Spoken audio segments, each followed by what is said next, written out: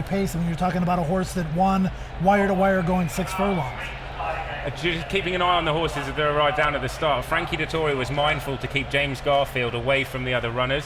I'm very keen on the chances of number 7, James Garfield, but as you can see there, he's got the blindfold on, the horse in the yellow colours, and he's had stalls handlers keeping an eye on him. He was a little bit fractious during saddling. He's clearly been a little bit fractious arriving down at the start, and it's not the most encouraging signs to see this horse perhaps just getting a little bit boiled over beforehand. You'd want to see him go into the stalls nice and relaxed, but the preliminaries probably haven't been ideal for James Garfield.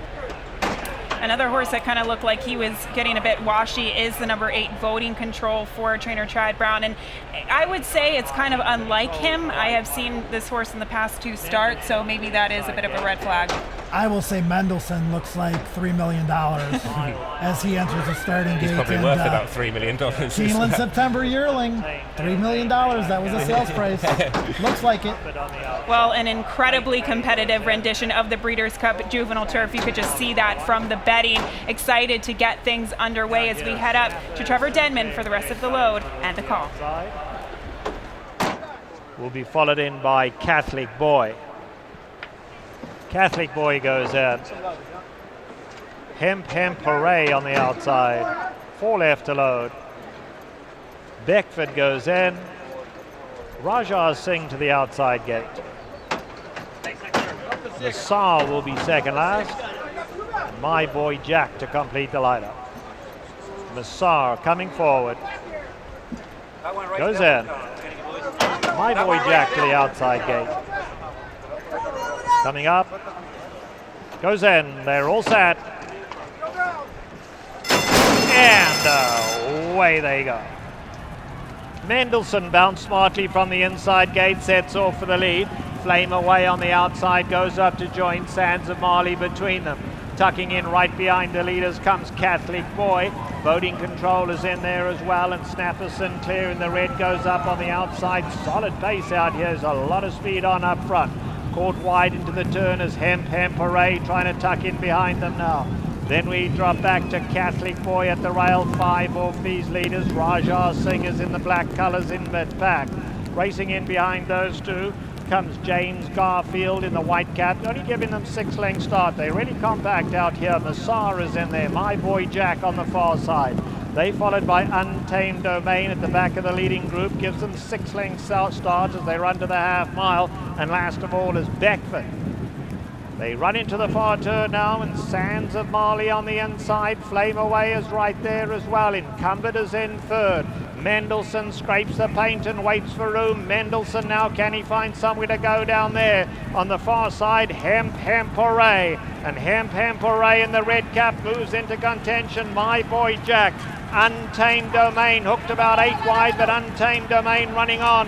Homeward bound, and it's Sands of Marley. Mendelssohn hooks off the rail, and here comes Mendelssohn with a powerful run now down the centre of the track. Untamed Domain is running on gamely as well, and Voting Control comes late, but Mendelssohn in full flight for the wire, and Mendelssohn will go all the way. Mendelssohn and Ryan Moore have won it. Untamed Domain was second, Voting Control was third. Catholic Boy running on late, and Beckford was just behind that.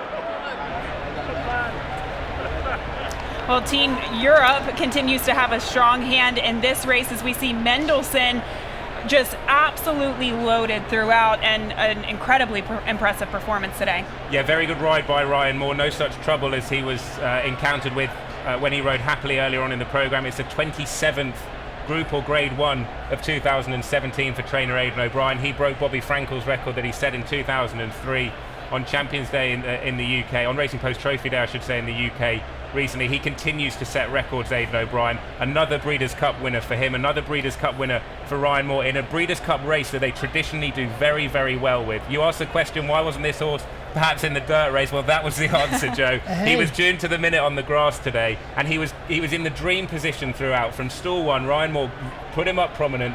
They then stacked it up down the middle part of the race, and he had a finishing burst good enough to win, and win impressively here. It's interesting, though, because with the dirt pedigree, you have to try it, I think, at some point. This could be a horse that, we might see advance towards a run, maybe a race like the Kentucky Derby. You have to try dirt at some point. Right now, that was an impressive win on turf. And that's a really good shout, actually, Joe, because Ballydoyle, they're not shy of trying horses internationally, and they've had runners in the Derby in the past. And given his pedigree and the improvement he's starting to show latter part of his 2-year-old campaign, he might be peaking right in time for a Derby campaign starting next year. And look at the improvement that he's made in terms of professionalism as well. He did not turn a hair before the gate or even after the gates open. Just very, very well met. And you made a really good point beforehand, Gabby, about the blinkers. The headgear seems to really sharpen this horse up, just woken him up to the job in hand. He's much more professional now. He's far straighter than he showed earlier on in his career, and it enabled Ryan Moore to take the race by the scruff of the neck and say, right, we're going to be in charge of what happens out there, and ultimately it was very, very decisive. A $3 million Keeneland September sales grad, and based on what we've seen so far, based on the pedigree, obviously already a Grade 1 winner now after this victory in the Breeders' Cup Juvenile Turf. Lots to look forward to, and maybe $3 million wasn't too much to pay, as it turns out anyway. Who knows? Maybe not. Yeah, absolutely. And well, looking forward now to seeing U.S. Navy flag moving forward as well after the decision that they did make. But guys, it did kind of look like a pretty hot and contentious pace, maybe fizzled out some of those horses that were more forwardly placed. Yeah, I think what happened actually is that we heard from Aaron down at the start regarding Johnny's move on Hem Hooray, the 12 horse from out wide. A lot of the horses drawn wide who wanted to go forward, as they often do, they've sort of pressed forward, but then I think the pace did just slacken in the middle part of the race to the eye. Obviously the sectionals will tell us a different story perhaps, but to the eye I think they did stack it up, and it meant that Ryan Moore had enough left in the tank to kick on and land another Breeders' Cup race. You could do a lot worse than a Ryan Moore, Jose Ortiz, Javier Castellano trifecta at that number, $301.75 for 50 cents. Hindsight is always 20/20, that's for sure, Joe. But these are the official results for Race 8, brought to you by Twin Spires. We'll be right back after this break as we dive into the Breeders' Cup Distaff.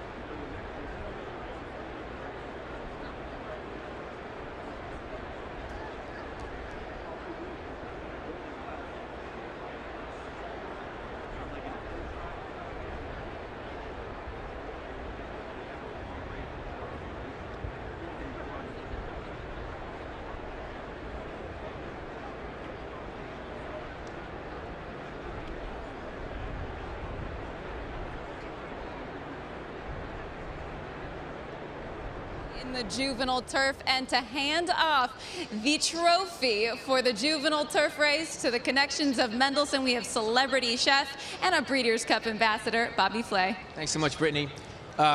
Gentlemen, ladies, congratulations on behalf of the Breeders' Cup.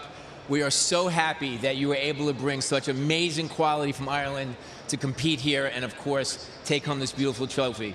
Mr. Tabor, Mr. Smith, Mr. O'Brien, congratulations. Here you guys go. Thank you very much.